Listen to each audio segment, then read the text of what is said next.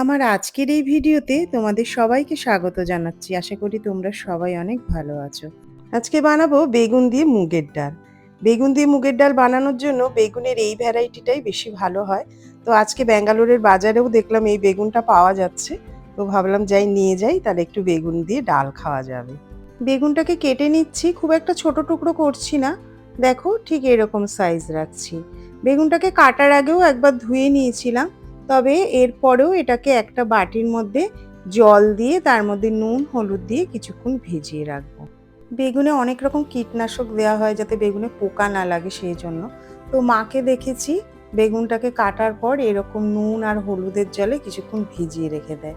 তো সেম জিনিসটা আমিও ফলো করি। তো কিছুক্ষণ ভিজিয়ে রাখবো, তারপরে রান্না করে নেব।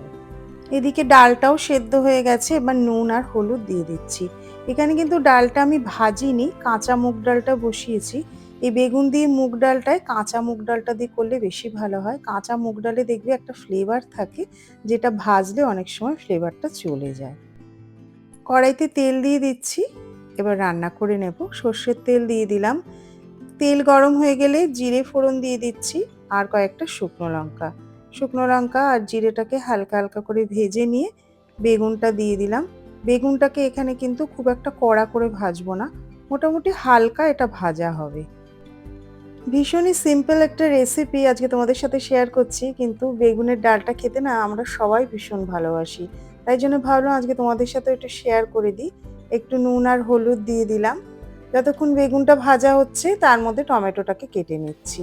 টমেটোটাকেও একটু ছোট ছোট করে পিস করব, যাতে তেলের মধ্যে দিলে খুব সহজেই এটা সেদ্ধ হয়ে যায়। দেখো ঠিক এরকম ছোট্ট ছোট্ট করে কেটে নিচ্ছি।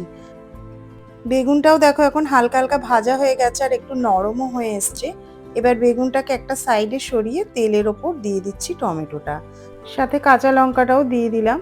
এবার টমেটোটাকে কিছুক্ষণ গ্যাসটাকে একটু কমিয়ে দিয়ে ভেজে নেব। টমেটোটাকে কিছুক্ষণ এরকম ভাজা ভাজা করে নিলে দেখবে কিছুক্ষণ বাদে একদম পুরো গলে গেছে। চেষ্টা করবে টমেটো যাতে পুরো গলে যায় সেই দিকে একটু খেয়াল রাখা। তারপরে সব কিছু একসাথে ভালো করে মিশিয়ে নিয়ে ডালটা ঢেলে দিচ্ছি। কনসিস্টেন্সিটা একটু ঘন আছে, সেই জন্য অল্প একটু জল দিলাম, বেশি একটা জল দেব না। মুগের ডাল একটু ঘন ঘন খেতেই বেশি ভালো লাগে। তো ডালটা এখন কিছুক্ষণ ফুটবে। অল্প একটু নুন দিয়ে দিচ্ছি কারণ একটু জল দিয়েছি। আর সাথে দিয়ে দিচ্ছি হাফ চামচ মতো চিনি। চিনিটা তোমরা তোমাদের টেস্ট ওয়াইজ দেবে। আর কিছুই দেওয়ার নেই। এবার ডালটা কিছুক্ষণ ফুটবে। ফুটে ফুটে যখন আরেকটু কনসিস্টেন্সিটা ঘন হয়ে যাবে, তখন গ্যাসটা বন্ধ করে দেবো। দেখতেই পেলে মুগের ডালটা কত সহজে তৈরি হয়ে গেল। সবশেষে চেরা কাঁচা লঙ্কা দিয়ে একটা ঢাকা দিয়ে কিছুক্ষণ রেখে দেবো, তারপরে সার্ভ করে নেব। গরম গরম ভাতের সাথে এই মুগের ডাল খেতে ভীষণ ভালো লাগে। তোমরা বাড়িতে অবশ্যই একবার বানিও, আর যদি বানাও কমেন্টে আমাকে জানিও। আমার আজকের এই ভিডিও তোমাদের কেমন লেগেছে সেটাও কমেন্ট করো। যদি ভালো লাগে একটা লাইক করে দিও। আর সবাই অনেক ভালো থেকো, সুস্থ থেকো। খুব শিগগিরই দেখা হবে নতুন একটা ভিডিও নিয়ে।